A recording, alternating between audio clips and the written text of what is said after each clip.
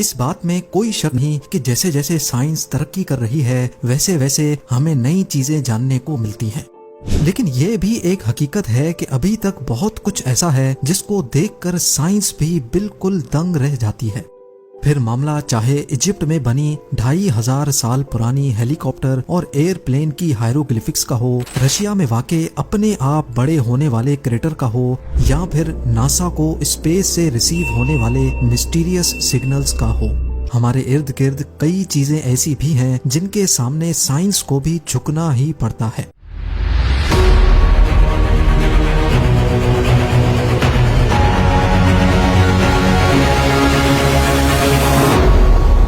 GeM TV की videos में एक बार फिर से खुशामदीद। नाजरीन, आज आप 5 ऐसी ही मिस्ट्रीज के बारे में जानेंगे जिनकी असल हकीकत आज तक किसी को भी मालूम नहीं पड़ सकी। तो आइए शुरू करते हैं। नंबर 5, आउटर स्पेस बेशुमार मिस्ट्रीज और लाजवाब सवालात से भरा हुआ है जिनको जानना और समझना साइंस के लिए अभी तक एक इम्पॉसिबल टास्क है। पिछली कई सदियों से साइंस हमारी यूनिवर्स की सबसे बड़ी ताकत को समझने की कोशिश कर रही है, लेकिन ताहाल अभी तक नाकाम है, और वो ताकत है ग्रेविटी। जिस तरह अर्थ की ग्रेविटी तमाम ऑब्जेक्ट्स को अपनी तरफ अट्रैक्ट करती है, इसी तरह सूरज की ग्रेविटी अर्थ समेत सोलर सिस्टम के दूसरे प्लैनेट्स को भी अपनी तरफ अट्रैक्ट करती है। लेकिन सूरज को किसकी ग्रेविटी अपनी जगह रहने पर मजबूर कर रही है? सूरज तो बहुत छोटी बात है, करोड़ों अरबों गैलेक्सीज, और इन गैलेक्सीज के स्ट्रक्चर को कौन सी ग्रेविटी ने बना रखा है?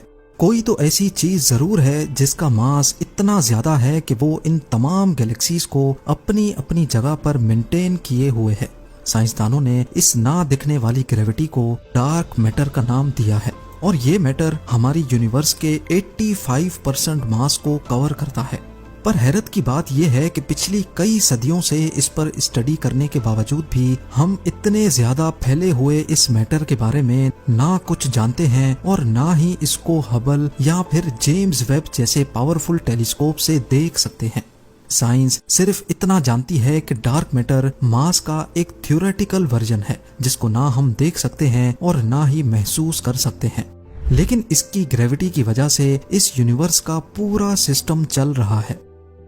नंबर 4, बेशक दुनिया के पावरफुल टेलीस्कोप से हम 13.1 बिलियन लाइट ईयर्स दूर गैलेक्सीज को देख सकते हैं, ब्लैक होल की फोटो कैप्चर करने में कामयाब भी हो चुके हैं, और साइंस की पावर इस्तेमाल करके हम 14 करोड़ किलोमीटर दूर मार्स पर कई रोवर्स भी भेज चुके हैं। लेकिन सबसे बड़ी हकीकत ये है कि ये तमाम मिशंस हम जिस प्लेनेट पर रहकर कर रहे हैं उसके ओशंस को अभी तक एक्सप्लोर नहीं कर पाए। करीब 80% से भी ज्यादा ओशन के हिस्से ऐसे हैं जहां की दुनिया हमारी दुनिया से बिल्कुल कटी हुई है। ओशन का deepest point Mariana Trench 11,022 metres गहरा है, लेकिन हम इंसानों ने ओशन का सिर्फ वो हिस्सा अभी तक एक्सप्लोर किया है जो सिर्फ 200 मीटर्स गहरा है।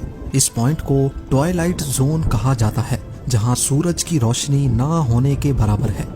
लाइट के अलावा यहाँ प्रेशर 320 पाउंड्स पर स्क्वायर इंच होता है। ये इतना ज्यादा है कि जैसे किसी ने इंसान के जिस्म के सिर्फ 1 इंच के हिस्से पर ट्रैक्टर का टायर रख दिया हो। यही वजह है कि इंसान का चांद पर जाना तो आसान है, लेकिन ओशन के ट्वाइलाइट जोन से भी नीचे जाना बहुत ही मुश्किल है। एक एस्टिमेट के मुताबिक ट्वाइलाइट जोन के नीचे जितनी सी लाइफ रहती है, हम उसमें से सिर्फ 5% को एक्सप्लोर करने में कामयाब हुए हैं। बकाया 95% में क्या कुछ है ये अभी तक साइंस के लिए एक मिस्ट्री बनी हुई है। नंबर 3, वैसे तो एक छोटी सी चींटी से लेकर एक बड़े हाथी तक जितने भी लिविंग बींग्स हैं वो प्रॉब्लम्स को सॉल्व करने के लिए अपना ब्रेन इस्तेमाल करते हैं। अगर ब्रेन ना हो तो कोई भी लिविंग बीइंग छोटे से छोटा प्रॉब्लम भी सॉल्व नहीं कर सकता। लेकिन स्लाइम मोल्ड के नाम से पहचाना जाने वाला ये एक बहुत ही सिंपल ऑर्गेनिज्म है, लेकिन इसके साथ ही ये बहुत कॉम्प्लेक्स भी है, क्योंकि स्लाइम मोल्ड के पास ब्रेन नहीं होता और इसके बावजूद भी ये बहुत चालाक माना जाता है। स्लाइम मोल्ड कॉम्प्लेक्स मेजेस को बड़ी आसानी से सॉल्व करता है और ये अपने फायदे के हिसाब से डिसीजंस भी लेता है। हत्ता के साइंसदानों को कई सबूत मिले हैं कि स्लाइम मोल्ड दिन के मुख्तलिफ टाइम को भी पहचान सकता है। लेकिन सवाल ये है कि एक सिंगल ब्रेन सेल ना होने के बावजूद भी स्लाइम मोल्ड ये सब कुछ कैसे करता है? ये सवाल साइंसदानों को आज तक परेशान किए हुए है। नंबर 2, अटलांटिक ओशन को हवाई जहाज के जरिए अकेले पार करने वाली ये हैं एमेलिया एयरहार्ट। अपने बचपन से ही इनको एडवेंचर और फ्लाइंग करने का बहुत शौक था। 1928 में एमेलिया ने अटलांटिक ओशन को अकेले सर करके पूरी दुनिया को हैरान कर दिया, क्योंकि इस दिन से पहले ये काम किसी खातून ने नहीं किया था। इसके बाद 1932 में हवाई से यूएस मेनलैंड तक अकेले प्लेन फ्लाई करके एमेलिया ने वो करके दिखाया जो आज से पहले कोई मेल पायलट भी नहीं कर पाया था।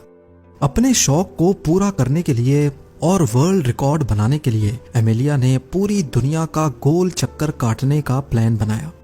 2 जुलाई 1937 को अपना वर्ल्ड रिकॉर्ड बनाने के दौरान एमेलिया और उसके साथ मौजूद नेविगेटर फ्रेड नूनान ने रीफ्यूलिंग के लिए पापा न्यू गिनी के शहर लाई में लैंड किया।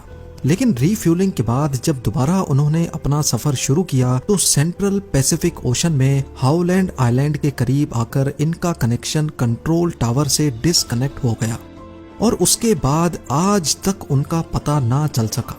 कई सर्च पार्टीज ने पॉसिबल क्रैश लोकेशन पे कई महीनों तक सर्च किया, लेकिन ना एमेलिया मिली, ना फ्रेड और ना ही प्लेन का कोई छोटा सा भी पुर्जा मिला। इस वाक़े को आज 85 इयर्स गुजर चुके हैं, लेकिन मजाल है कि साइंसदानों और एक्सपर्ट्स को जर्रे जितना भी कोई एविडेंस मिला हो। और अब नंबर 1, ये किसी आर्ट गैलरी की पेंटिंग नहीं, बल्कि ये चाइना में मौजूद ज़ेंगजी नेशनल पार्क की रियल फोटोग्राफ है। 322 स्क्वायर किलोमीटर पे फैला ये नेशनल पार्क अपने रंगीन पहाड़ों की वजह से पूरी दुनिया में फेमस है। रंगत से भरी इन खूबसूरत पहाड़ियों और रॉक फॉर्मेशन को देखकर ऐसा लगता है कि इनको शायद किसी ने कलर पेंट किया है। हकीकत में ये बिल्कुल नेचुरल हैं। लेकिन सवाल ये है कि आखिर ऐसा मुमकिन कैसे हुआ? कई साइंसदानों का मानना है कि पहाड़ों के कलरफुल होने की वजह यहाँ मौजूद सैंडस्टोन और मिनरल्स का मिक्सचर है जो कई सालों से केमिकल रिएक्शन कर रहा है।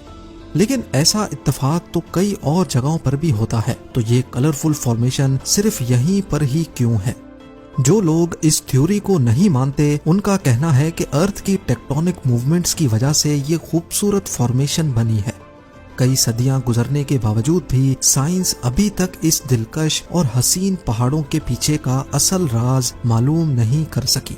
उम्मीद है ज़ेम टीवी की ये वीडियो भी आप लोग भरपूर लाइक और शेयर करेंगे। आप लोगों के प्यार भरे कमेंट्स का बेहद शुक्रिया। मिलते हैं अगली शानदार वीडियो में।